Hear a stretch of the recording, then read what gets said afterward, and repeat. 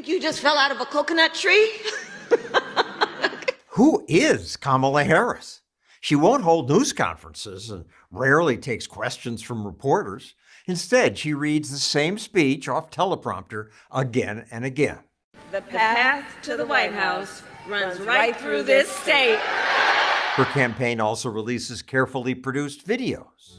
We believe in a future where every person has the opportunity not just to get by, but to get ahead. That would be good. But would Harris's policies allow that? America's on track to bankruptcy. The vice president votes in the affirmative. Harris repeatedly casts tie-breaking votes to spend more of your money, unlocking the ability to pass a COVID relief package without Republican votes. Last election, I ran a game show that compared candidates' spending plans. It found that Trump and Biden wanted to increase spending by more than $200 billion. Elizabeth Warren and Bernie Sanders by trillions. But I was surprised that the biggest spending plans came from Kamala Harris. Her proposals would have exploded our debt. The highest inflation in 41 years. Biden's irresponsible spending ignited nasty inflation. Imagine what inflation would be like if Harris had been president. In her first policy speech, she's proposed almost $2 trillion in new spending.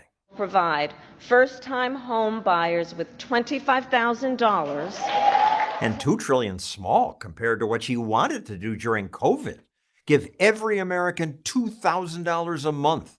That would have cost $21 trillion.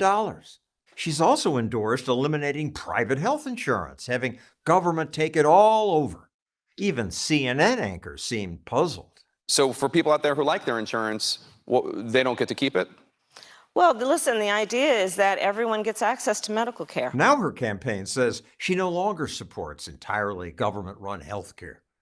She's flip-flopped on other issues. There's no question I'm in favor of banning fracking. No question, she told CNN. But now Harris wants votes in Pennsylvania, where fracking provides jobs. Her campaign now says she won't ban fracking. And they even say Republicans claiming she wanted a fracking ban is false, an obvious attempt to distract. But what's false? That's what she said. There's no question I'm in favor of banning fracking. So, yeah. She also wanted to force gun owners to sell their guns to the government. I support a mandatory buyback program. Mandatory. But again, today, a Harris campaign spokesperson tells us that the vice president would no longer require this. So who is the real Kamala Harris? She used to brag about being a tough prosecutor against even the smallest offenses. I decided I was going to start prosecuting parents for truancy. But then when progressives said abolish the police, she flip-flopped. And during the George Floyd riots, when people were looting and setting fires, Harris tweeted, "Help post bail for those protesting." Now that the policing pendulum has swung back, she again brags about locking people up.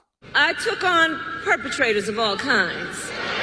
During the 2019 Democratic debate, Tulsi Gabbard pointed out her hypocrisy. She put over 1,500 people in jail for marijuana violations and then laughed about it when she was asked if she ever smoked marijuana. That was true. Have you ever smoked?